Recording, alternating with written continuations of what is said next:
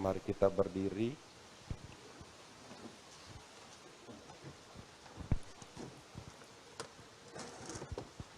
Semoga Tuhan beserta kita. Sekarang dan selama-lamanya. Inilah Injil Yesus Kristus menurut Markus. Muliakanlah Tuhan.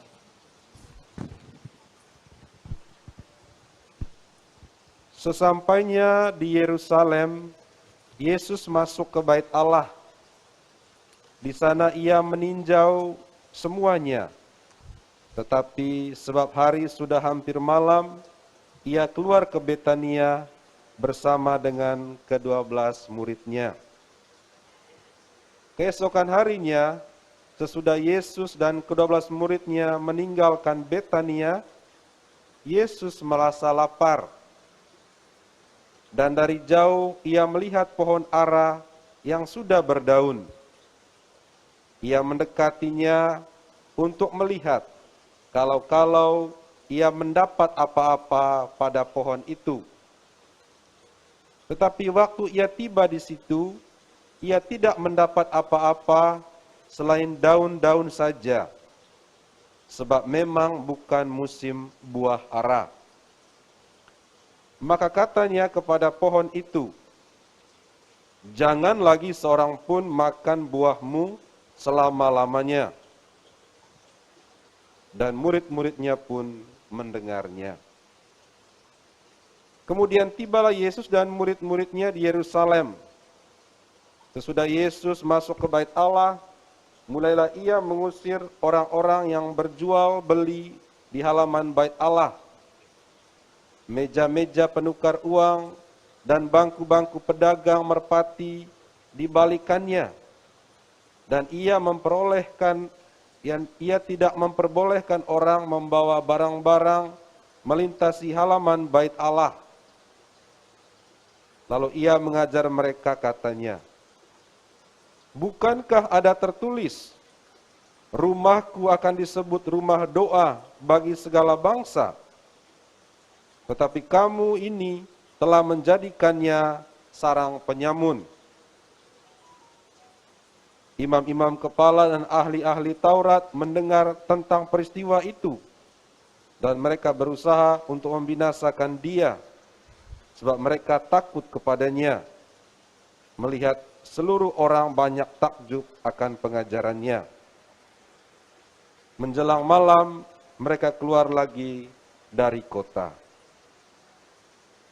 Pagi-pagi ketika Yesus dan murid-muridnya lewat, mereka melihat pohon ara tadi sudah kering sampai ke akar-akarnya. Maka teringatlah Petrus akan apa yang telah terjadi. Lalu ia berkata kepada Yesus, "Rabi, lihatlah, pohon ara yang kau kutuk itu sudah kering."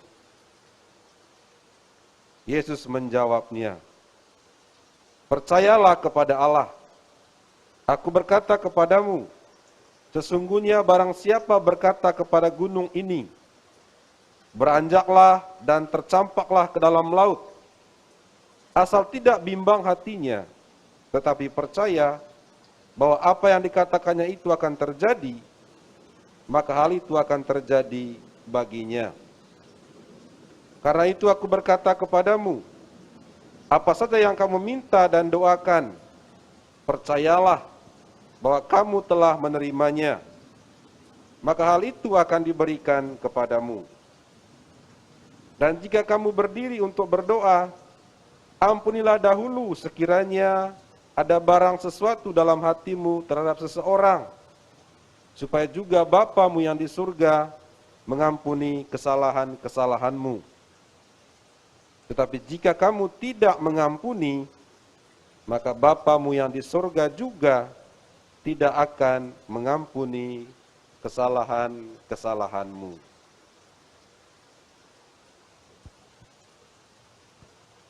Demikianlah Injil Tuhan. Pujilah Kristus. Silakan duduk.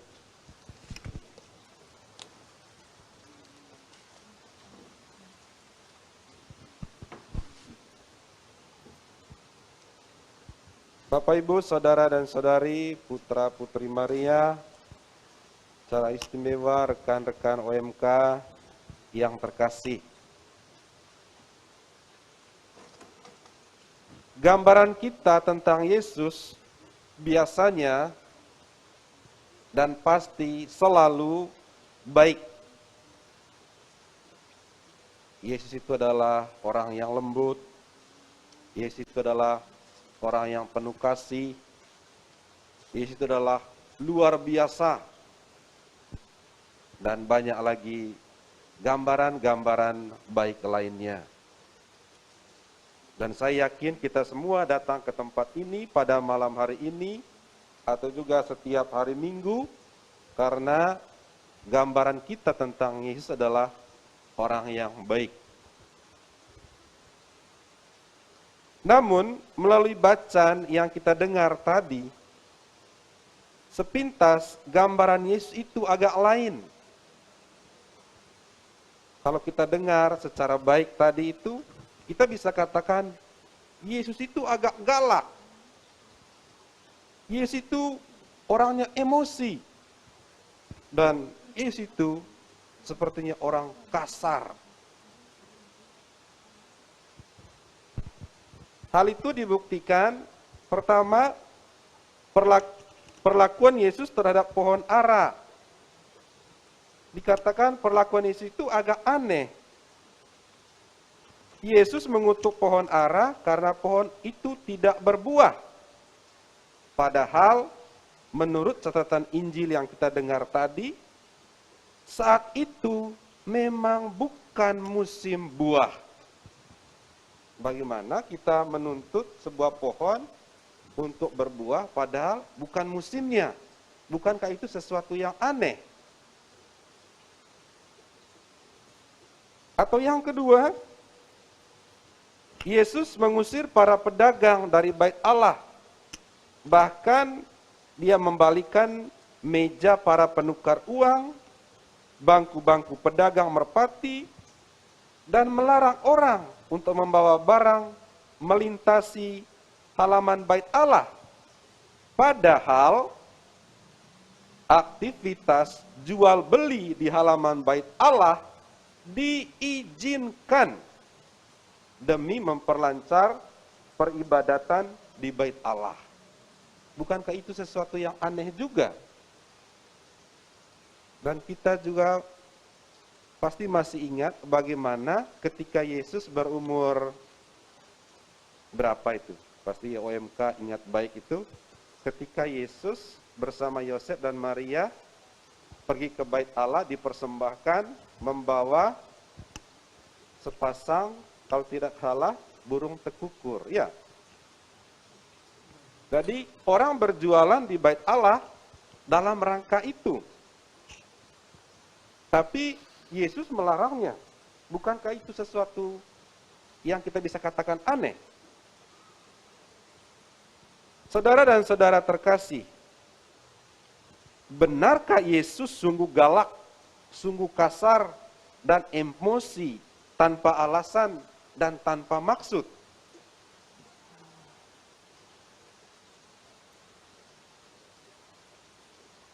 Sikap yang ditunjukkan oleh Yesus dalam bacaan pada malam hari ini sesungguhnya adalah sebuah sikap profetis. Pohon ara yang tidak berbuah merupakan lambang orang yang tidak bertobat. Kutukan Yesus terhadap pohon ara merupakan simbol kemarahan Yesus kepada orang-orang yang enggan untuk bertobat, yang enggan untuk merubah cara hidupnya dari cara hidup yang lama menuju cara hidup yang baru. Dari cara hidup yang merugikan orang lain kepada cara hidup yang membawa harapan dan sukacita kepada orang lain.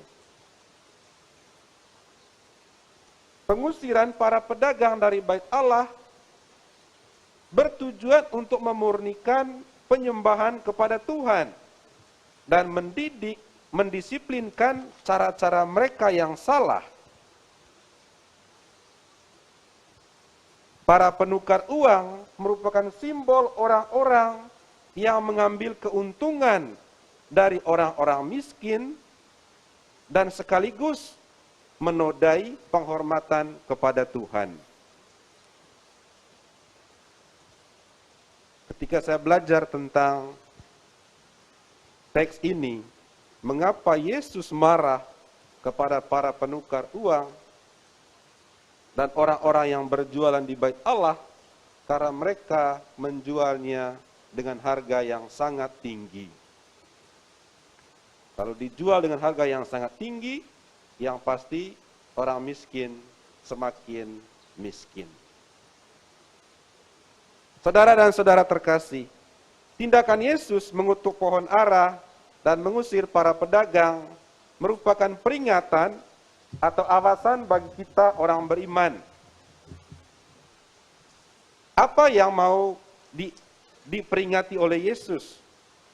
Yang pertama, kita dibaptis sebagai orang Katolik bukan sekedar untuk menambah jumlah. Warga Paroki Santo Yosef saat ini semakin banyak. Tetapi kita diminta untuk menjadi Katolik sambil berbuah. Kualitas seorang murid tidak diukur dari rimbunnya daun seperti pada pohon ara, tetapi kita diukur dari kesetiaan untuk menghasilkan buah, buah kasih, buah kebaikan, buah pengampunan. Sebab kadangkala kita hanya mengutamakan penampilan lahiriah. Mungkin kalau ke gereja dengan pakaian yang mewah-mewah, mungkin juga rajin ke Gua Maria, rajin ke gereja, tapi sepulang itu tidak ada sesuatu yang baik yang kita hasilkan. Bukankah itu bukan merupakan kualitas yang baik? Peringatan yang kedua dari Tuhan adalah Tuhan tidak berkenan akan segala bentuk penyelewengan terhadap tempat suci dan ibadat suci. Dia memperingatkan karena selalu ada bahaya hal-hal suci ditunggangi dengan kepentingan pribadi yang bersifat duniawi. Selalu ada godaan di mana tempat suci, pelayanan suci, liturgi, dan rupa-rupa kegiatan rohani disalahgunakan untuk meraup kepentingan pribadi. Makanya Yesus memperingatkan.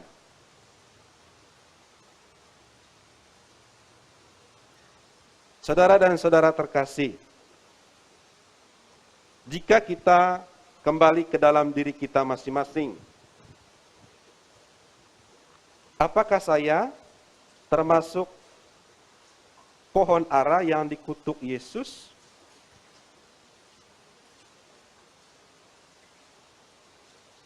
Atau apakah saya termasuk para pedagang di bait Allah yang diusir Yesus?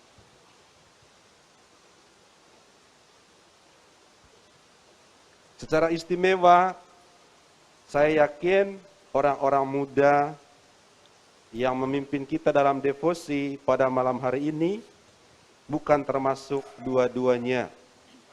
Sebab keberanian mereka untuk datang ke tempat ini, untuk memimpin kita dalam devosi ini, merupakan suatu pertanda positif bahwa mereka sudah memikirkan tentang gereja masa depan adalah tanggung jawab mereka sekalian.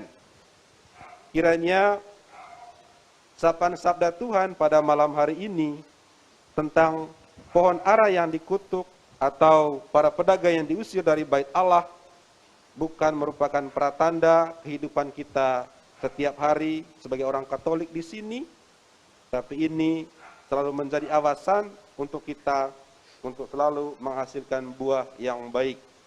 Sebab hanya dengan itu gereja akan terus berkembang dan menjadi makin menarik bagi banyak orang serta menjadi sumber keselamatan bagi kita sekalian.